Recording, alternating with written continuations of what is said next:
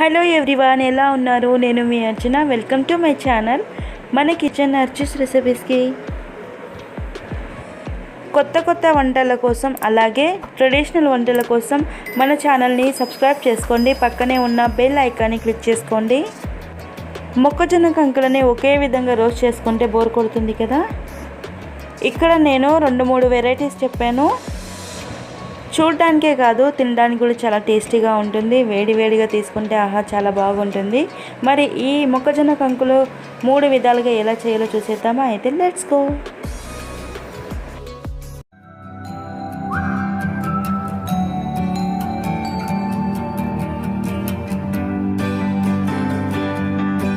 మొక్కజొన్నలు ఇప్పుడు సీజన్ కాబట్టి బాగా దొరుకుతాయి.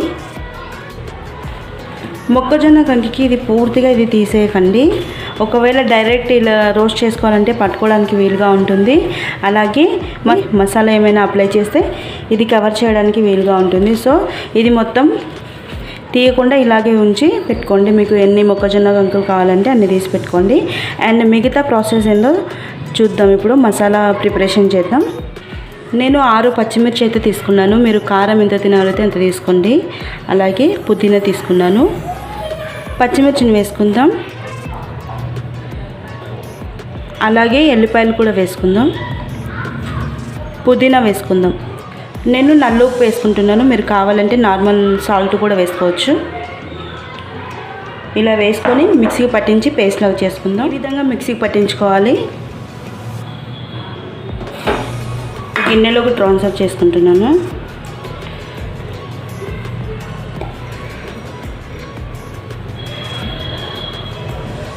పేస్ట్ని పక్కన ఉంచుకుందాం. కొత్తిమీర ఇలా సన్నగా కట్ చేసుకోండి. అండ్ మిగతా చూద్దాం.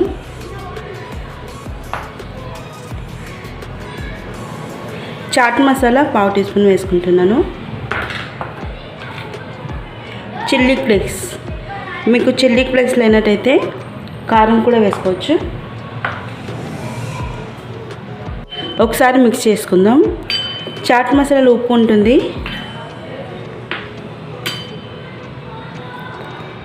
చాట్ మసాలా అవైలబుల్గా లేకుంటే చిల్లీ ఫ్లేక్స్ కానీ లేదంటే కారం పొడి తీసుకోండి.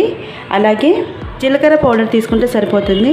చిల్లీ ఫ్లేక్స్, చాట్ మసాలా వేసుకున్నాం కదా. నెక్స్ట్ కొంచెం బటర్ వేసుకుందాం. మిక్స్ చేద్దాం. కొంచెం బటర్ వేసుకొని, బటర్లో కూడా సాల్ట్ ఉంటుంది. సో ఉప్పు మీరు చూసి వేసుకోండి. నేనైతే అసలు వేయలేదు ఉప్పు ఇందులో.